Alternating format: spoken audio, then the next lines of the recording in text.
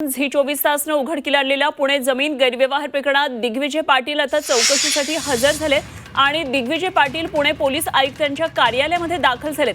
पुण्यातल्या मुंढवा इथल्या 40 एकर जागेच्या गैरव्यवहार प्रकरणात पोलीस आयुक्तालयामध्ये दिग्विजय यांचा जबाब आता नोंदवला जाणार आहे आणि गेल्या तासाभरापासून दिग्विजय पाटील यांची चौकशी सुरू आहे। या चौकशीमधून आता नेमकं पुढे काय येते हे पाहणं महत्त्वाचं असणार आहे। दिग्विजय पाटील यांना पुन्हा एकदा चौकशीसाठी आज बोलावण्यात आलेले आहे आणि पुणे पोलीस आयुक्तालयामध्ये आज दिग्विजय पाटील दाखल झालेले आहेत। झी 24 तासनं पुण्यातला जमीन गैरव्यवहार प्रकरण उघडकीला आणलं होतं। आमचे प्रतिनिधी चंद्रकांत फुंदे सध्या आपल्याबरोबर जोडले गेलेत। आणखी सविस्तर तपशील जाणून घेऊया। चंद्रकांत, दिग्विजय पाटलांची चौकशी सुरू असल्याची दृश्य दिसतात, काय नेमके या संदर्भातले आत्ताचे तपशील आहेत? होय, त्यांच्यासोबत वकील प्रशांत पाटील जे हायकोर्टात प्रॅक्टिस करतात तसे महागडे वकील आहेत ते स्वतः त्यांना घेऊन आलेत पोलिसांसमक्ष आणि वकील आणि बाजूला जे जांभळा शर्ट मध्ये आहेत ते दिग्विजय पाटील आहेत आणि इकडे बाजूला समोर प्रशांत पाटील आहेत आणि इतर दोन त्यांचे सहकारी वकील आहेत।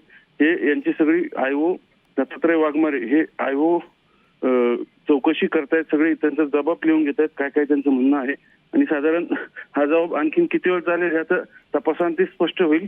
पोलीस पुढची कारवाई काय करतात, खरंच त्यांना अटक करतात का हेच पाहायचंय, कारण हेच दिग्विजय गेली महिनाभर पुणे पोलिसांना सातत्याने हुलकावणी देत होते। कधी आजारी सांगत होते, कधी गावाला, कधी लग्नाला जायचंय परदेशात बहरीनला, ते कारण देऊन त्यांनी सातत्याने चौकशी टाळत होते।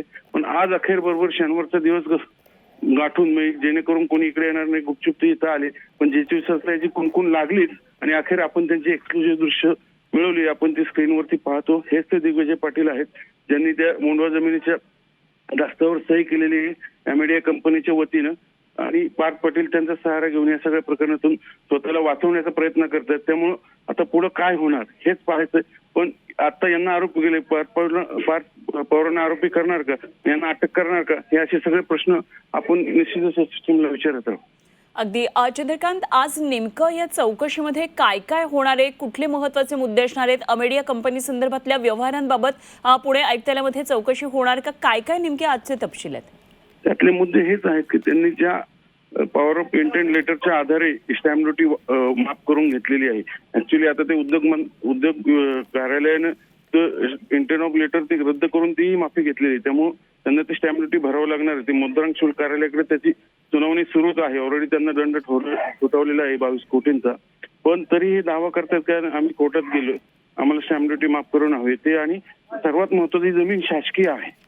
तरी शासकीय जमीन आहे हे माहित असताना सुद्धा तुम्ही तेजवानीशी या जमिनीचा व्यवहार का केला आणि त्याच्याकडे जमीन विकत का घेतली, तुम्ही क्रॉस चेक केलं नाही का? ह्या सगळ्या गोष्टींचा ह्या सगळ्या चौकशीत उहापोह होईल। ते आता काय कारण देतील। यापूर्वी बावधन पोलिसांनी त्यांची चौकशी केली, त्यांनी असेच हातवर केले की आम्हाला काही माहित नाही, सगळं शीतल तेजवानीने केलेलं आहे।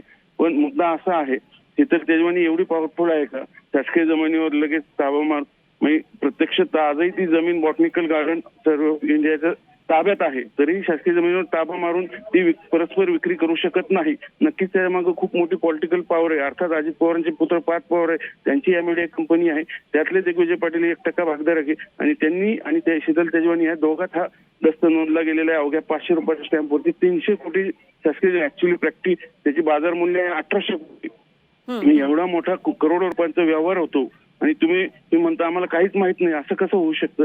थोडक्यात शासनाचा भूखंड लाटण्याचा इथे प्रयत्न झालेला आहे। त्याची सगळे पोलीस तपासात इन्क्वायरी होईल। ऑलरेडी शीतल तेजवानीला अटक झाली, 12 दिवस पीसी मिळाली, ते आता बावधन पोलिसांच्या कस्टडीत आहे। मग शीतल तेजवानीच्या मागे कोण आहे, त्याच्यामुळे हे सगळ्या चौकशीचा भाग आहे, आता ते पुणे पोलीस करतात। अगदी चंद्रकांत, आपण पाहिलं की या आधी सुद्धा जेव्हा चौकशी दिग्विजय पाटील यांची झाली होती, तब्बल 11 तास पहिल्या दिवशी चौकशी झालेली होती। त्यानंतर आता आज ते पुणे पोलीस आयुक्तालयामध्ये दिसतात। साधारण चौकशीचा हा सिलसिला किती तास चालू शकतो? काय नेमकी आता पुणे पोलीस आयुक्तालयामध्ये ही या संदर्भातली स्ट्रॅटेजी असेल?